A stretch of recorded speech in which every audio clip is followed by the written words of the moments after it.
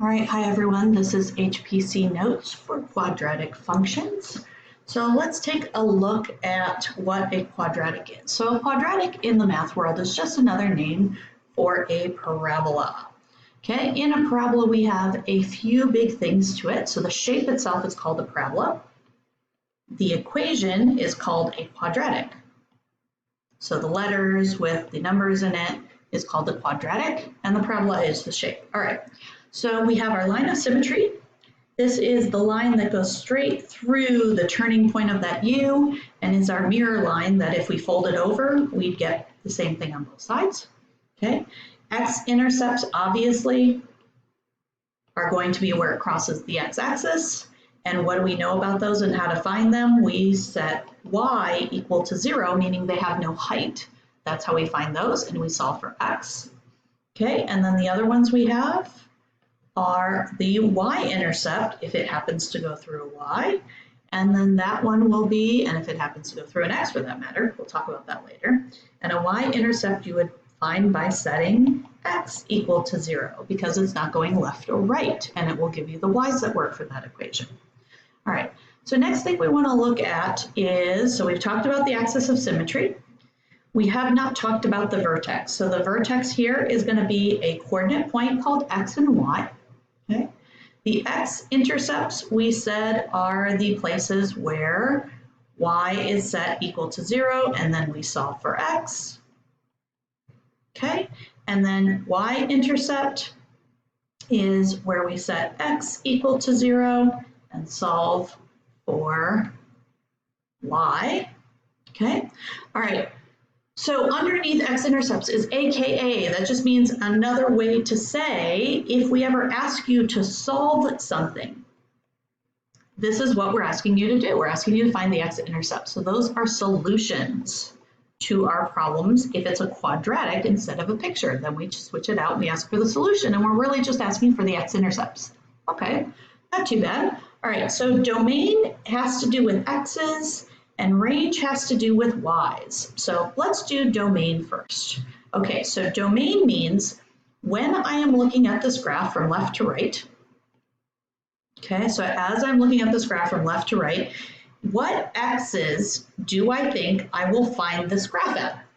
So let's give you an example of that. Do you think you would be able to find a piece of this parabola at x equals 3? Well, yeah, that's one of my x-intercepts, so it definitely happens there. Okay, what if I kept going to the right? And you might say, well, okay, but after 4, it's gone. Well, no, that arrow means it's going to keep going up forever. And do you see how it's angled up and out? It's going to keep going forever. So if I'm looking from left to right, it's going to be to infinity. Okay, if I go to the left side and I do the same thing, I can find one here, I can find one here, I can find one here. What about off the graph? Yeah, the arrow tells me it's going to keep going. And knowing that it's a quadratic tells me it's going to keep going. So I can go all the way out here to negative infinity. Okay, so how do I write that? So the domain, we're going to use interval notation, and we're going to say that it goes from the left side being negative infinity to the right side being positive infinity. Okay, now another way to say that is you could say from negative infinity is less than x, which is less than positive infinity.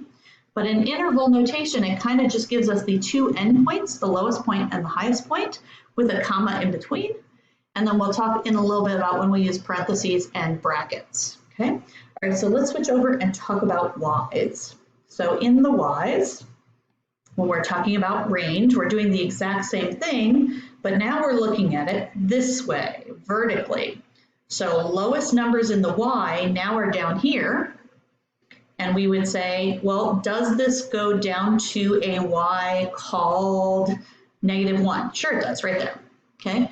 Does it go down even further to a y called -4? Yep. Does it go down even lower than that? No. So this one actually has a stopping point. It only gets to -4 at its lowest value. Okay, and then if I go upwards, highest value, well, can I get it when it is at y equals 3? Sure, right over here. That's a y equals 3 type of point. It has an x too, but the y is 3 there. Can I find this graph at y equals 5? Sure, there's one here, there's one here, absolutely. What about when y is 100? Well, again, those arrows tell me it's going to keep going up and out. So for that reason, on the top end, we've got positive infinity, okay? So again, interval notation is always the lowest one first, so we're going to start out with -4, comma, positive infinity. So interval notation always goes from lowest to highest. So interval notation is always lowest number to highest number. And then depending on what it's asking, it might be the x value, it might be the y value. Okay, so we already could tell from the one before that it's probably going to have a parentheses around infinities. And actually that's like a law. Anytime it does an infinity, it's going to have a parentheses around it. So if it's got loopy stuff, it's going to have loopy stuff. But this one goes exactly to 4 and no lower. So it actually gets there. So that equal sign becomes part of that bracket to say it actually reaches -4. Okay, so see where that equal sign is? It's right here and right here. And since it actually equals to -4, if it got right up to it but didn't make it, then it would be a parentheses, okay? An open dot or a not equals, okay? All right, last thing we want to take a look at is whether or not it has a max or a min and what the max or min value is. Okay, so when they say value, they want the y equals. This word value is interpreted as y equals. So did it have a lowest thing? Well, yeah, it actually did. It had a lowest thing here at y equals -4. Does it have a highest point? No. So notice maxes and mins are all about y's because it's how high they are and how low they go. So high or low. Okay, so it doesn't have a maximum. Let me not use an x. Let's go nope. Okay, but it does have a minimum and it happens at y equals -4 is the minimum value. So value is another way to say a y. If they asked for the minimum point, then I could give them both of those and I could say that it happens at 1, comma, -4, and I'd give them both. Okay, that's a lot of information. You might need to pause and go back over this if this is new to you or you've forgotten everything. Okay, all right. So now let's go look at the equations that make these. So we have 3 different types it looks like. We have vertex form, we have standard form, and we have intercept form. And they're giving us examples of what it looks like. So the first thing I'm going to do is I'm going to highlight anything that should be a number when we actually look at a real example of these. Anything that is not an x or a y should be an actual number. Okay, so that a in front, that h right there, and then this k right here. So why do I like this one? Okay, well I like this one because it gives me the vertex right away. You just have to know where to find it. Okay, so to find the vertex, all we have to do is we just have to take the h and the k and make it a coordinate point for x and y. Okay, now the x kind of makes sense, right? Because it's right in here with the x, but notice there's a sign change. When it's a minus in the problem, it becomes a positive here. And the k will actually keep the sign that it is. So if it's got a plus, it's going to stay a plus as well. Okay, so how do we find the roots? Oh, tricky. So roots is another way to say solutions. So how do you find solutions? So to find solutions, those are x-intercepts. How do you find x-intercepts? You set y equal to 0 and you solve for x. Okay. All right. So let's take a look at standard form. So standard form, again, where the numbers should be. We have an a right here. Oops, let me try that again. We have an a right here. We have a b right here. And we have a c right there. Okay, so those should be replaced with actual numbers. So we just get a y equals x squared with a whole bunch of numbers and other x's in it. All right, so this one's a little bit trickier. So in order to find the vertex of this one in standard form is we need to go and borrow the b number. So we're going to make it -b over 2a. And that's going to give us just the x of the solution,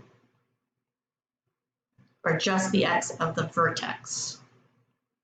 Okay, now if I want to find that, what the y is to go with it, I'm going to have to plug it back in. So we use that f parentheses to say go plug in whatever you had for the x, and we're going to plug in -b over 2a. All right, so cool. So how the heck am I ever going to remember negative b over 2a? Well, if you happen to remember the quadratic formula, and we're in quadratic, so it's got to be coming, right? So if you remember the quadratic formula,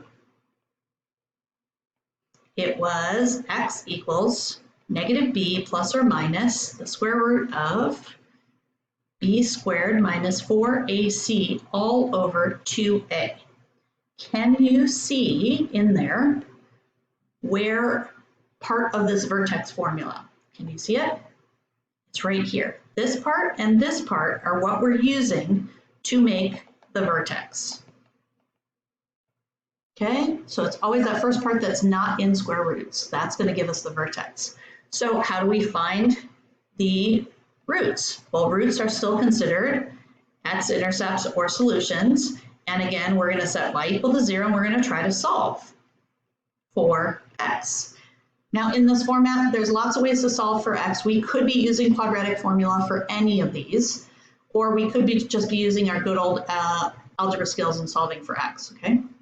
All right, so hopefully we'll do some practice problems on those. Let's take a look at our last one, intercept form.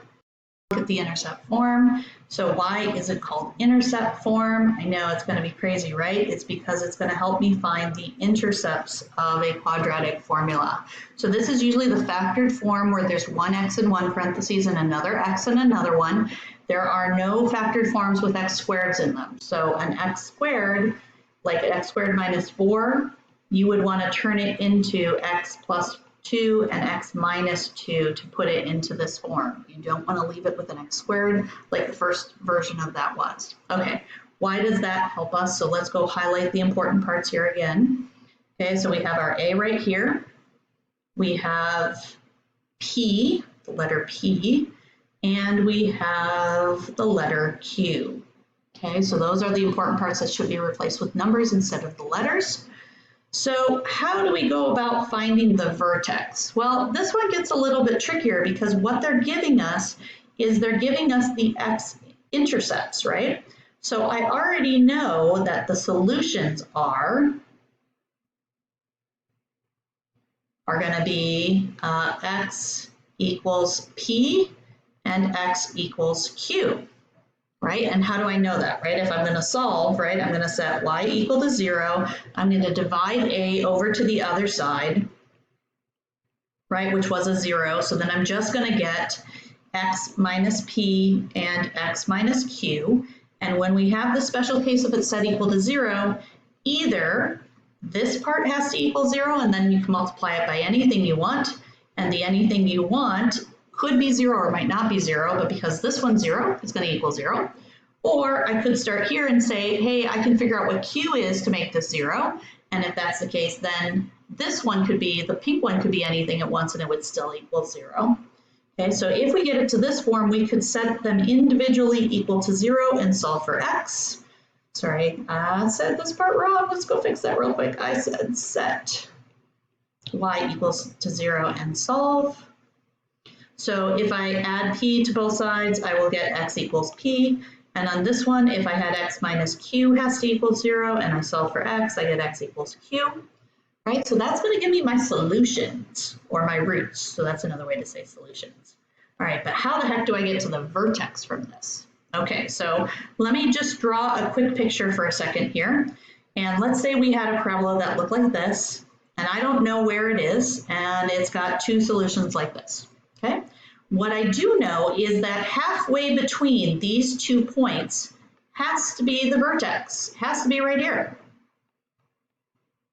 So what do we do mathematically to find a halfway point? We use the midpoint formula.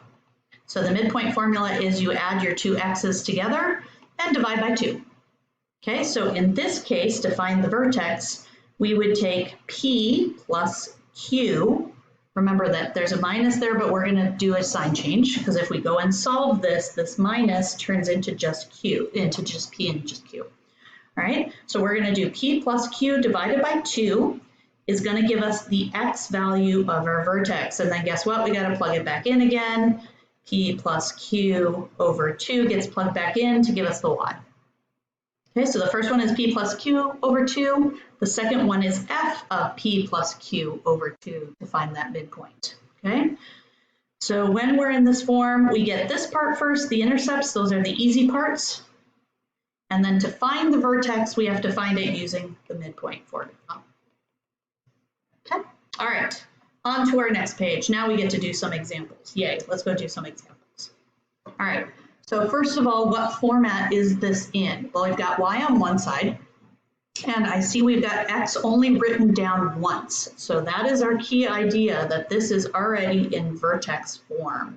We've got this x right here, it's not squared. I could distribute this and make it all distributed out, and then I'd be in standard or general form, which is like what every equation hopefully can be turned into, where everything is a whole number and everything is just distributed out. All right, so we've got this one. So the first thing I'm going to go and do for this one is find its vertex, because that's the form it's in.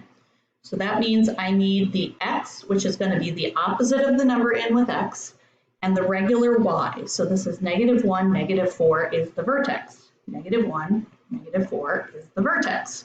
So I know it's going to go to -1, -4. All right, and it looks like we're going to have to add in a few little extra points right here. That's okay. So -1 is right about here, -4 is right about there. There's our vertex. All right, what about the x-intercepts? Okay, well, to find x-intercepts, we set the y equal to 0, and we solve. Okay, so let's go do that. So if I set y equal to 0 and I go solve, I'm going to make that bigger. I'm going to get 0 equals x plus 1 squared minus 4.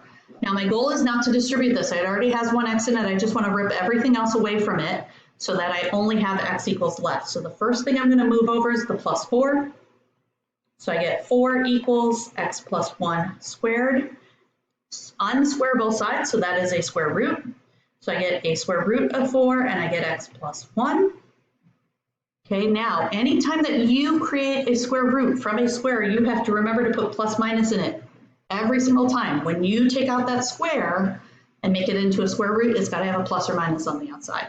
Okay, all right, and then last step is we can simplify this, make this plus or minus 2 equals x plus 1, move the 1 over, so subtract 1, and I end up with either plus 2 minus 1 equals x, or I end up with minus 2 minus 1 equals x. Move that down a little bit so you can see it. All right, so on this side, this is 1 equals x, and on this side, this is -3 equals x. So those are going to be my two intercepts. So I'm going to say x equals -3, 1, which is not a coordinate point. There's not parentheses around it. And I'm just saying it's those two x values. Okay. So at -3, I know that it's going to cross the y-axis. So that's a point right here. And at 1, it's going to cross the x-axis. So that's a point right there. Good. All right. On to the next one. To find a y-intercept, we're going to set x equal to 0 and solve. Okay, that is so much easier. So let's go do that. I'll do that off to this side. So I'm going to get y equals 0 plus 1 squared minus 4. So I'm going to get y equals, order of operations, I have to do the parentheses first. That's 1 squared, that's 1. 1 minus 4 is -3, easy. So this time I'm going to say y equals -3. And I'm going to go look at the graph at -3 and say that I think it crosses at -3. All right, so why do we have this XY chart? Well, here's the thing is, if you are worried about getting the graph in the right place, we know that it's got some symmetry going on, and we know that there's got to be some points that match. So let's go back and do axis of symmetry here for a second. I know that it has to go through the vertex, and the vertex was at -1, -4. I also know that the axis of symmetry has to start out with an x equals, so I'm just going to go steal the x equals and make it x equals -1. That's the axis of symmetry. That's this line right here is my fold line to make this look like a parabola shape. Okay, so I'm going to put in the middle of my graph. I'm going to put it right here and call it -1, -4. And then I could plug each one of these x's that are near it back into the equation and see that. Matter of fact, I did put in a 0 and I got a -3. And not only that, because I know that I started with the axis of symmetry, I know that if I go the other way 1, I should get the same y value. So -2, -3 has to also be a point on my parabola, has to be. Okay, and then I can go steal from some of my other ones that I found already. So -3 I know works how? If I get a -3, I am at 0. And if I get a 1, I am also at 0. So see how there is symmetry here, that negative 2x and 0x give me the same y value, and negative 3 and 1 give me the same y value. Okay, and then I can just simply try to make a curve. The trick to making it look like a curve and not a V is to start turning before the vertex. Okay, don't wait until you hit it to turn around. And then you want to make sure that at the end you're putting those arrows on it and having it go 2 directions, out and up, not just up, not just out and up, both of those. Okay, so that's how axis of symmetry helps us. It helps us fill in the XY chart if we need it. It helps us if we find one point, finding the one of its reflection onto the other side. All right, on to our next one, domain. So domain are the x's. So as I look from left to right, those are x's. It looks to me like this graph would go to the left and to the right forever. Okay, so that looks to me like negative infinity to infinity. So we're going to put in negative infinity to infinity in interval notation. Range is going to be the y's. So if I'm looking at the y's, I'll put it over here. If I'm looking at the y's, it looks like it goes up to infinity, but it only goes down to negative 4. And it does look like it actually hits negative 4, so that is an equal sign for a bracket, and then infinity. And you're like, Howard, why'd you put negative 4 first? It was infinity first. No, remember y's, we go from the lowest y's to the highest y's. So lowest is at the bottom and highest is at the top. So they have to go in number line order. All right, so last question we have is max or min. Okay, so we're looking at the graph and it looks like that vertex is our lowest. So they didn't ask whether it's max or min value. So let's assume that it's value. So if it's value, they only want the y. So we would say the minimum value of this graph is negative 4. If they asked for the minimum point, we would give them the vertex. We'd say it's negative 1, negative 4. Okay, so the value of the minimum, how low does it go, is negative 4. And the minimum point is the x and y that goes through that point. Okay, all right, let's try this again. All right, so this is again in vertex form. Okay, so again, if it's in vertex form, I'm going to start out with finding the vertex. So here is the x right here, here is the y right here. So we're going to say the vertex is positive 3, positive 2. Remember that if it's in with x, it does a sign change. If it's not in with y, there's no parentheses around it, it does not. So that's a 2. So 3, 2. So 3, 2 will be right here. That is our vertex. Okay. Matter of fact, we can even go and do axis of symmetry right now as well. So axis of symmetry, I know will go vertically right through the vertex. It does it every time. So this is a line. So it starts out with x equals 3 because it goes through there. Okay. If I was doing a chart right in the middle, I'd want to start with 3, 2. And then start picking points if I can't find other ones right next to 3. Try 4, try 2, and keep doing those until you see the pattern. Okay, next part. Let's go find all of our x-intercepts. We find that by setting y equal to 0. So if I do that, I will get 0 equals 2 parentheses x minus 3 squared plus 2. I'm going to subtract 2 from both sides to get rid of this one. Then I'm going to divide by 2 to get rid of this one. So move this over here and I'll get negative 1 equals x minus 3 squared.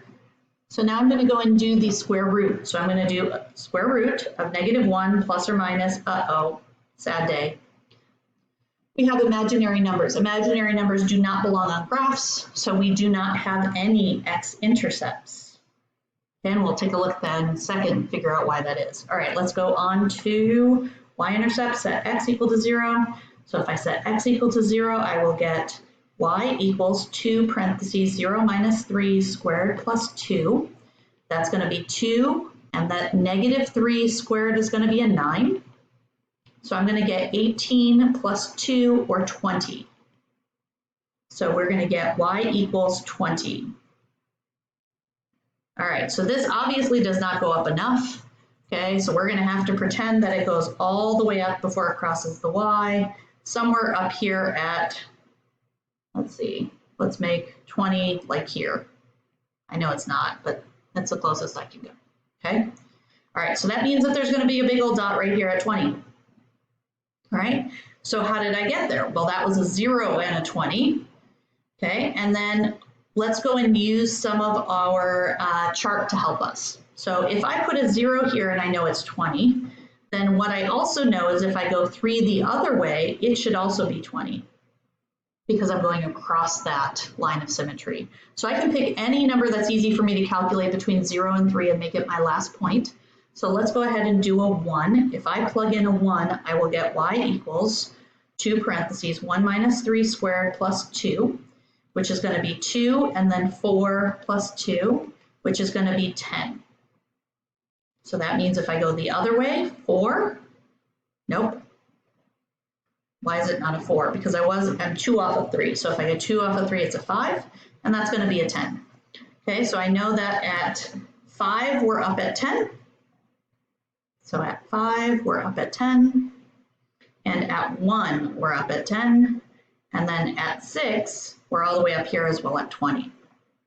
Okay, so again, if I'm connecting these in a nice curvy pattern, and again, the hint is just try to turn a little bit before you hit that vertex.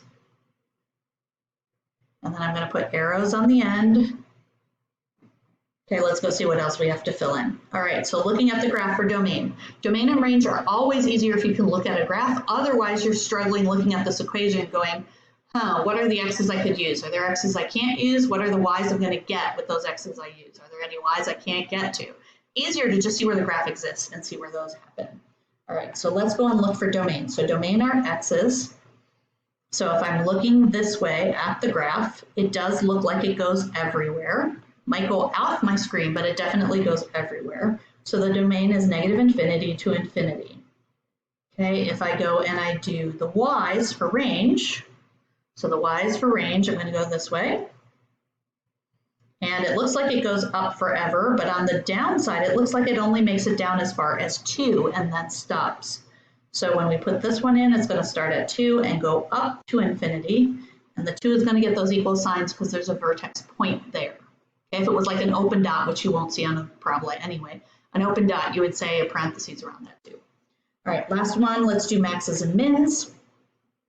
Okay, so this definitely looks like the bottom of a hill, not the top of a hill. So we are going to call this a minimum point, and its minimum value is 2. And its minimum point is, when do we get that? We get that at 3, 2, repeating the vertex for the point. Okay, so the value is 2, but the point is 3, 2.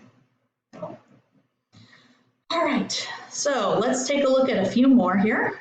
How many more would we have? Oh my goodness, there's so many. Okay, I think I'm going to break this up into 2 videos so that you can take a break too. Let's take a break here and we'll come back and do the last couple pages here, okay? All right, we'll see you for part 2.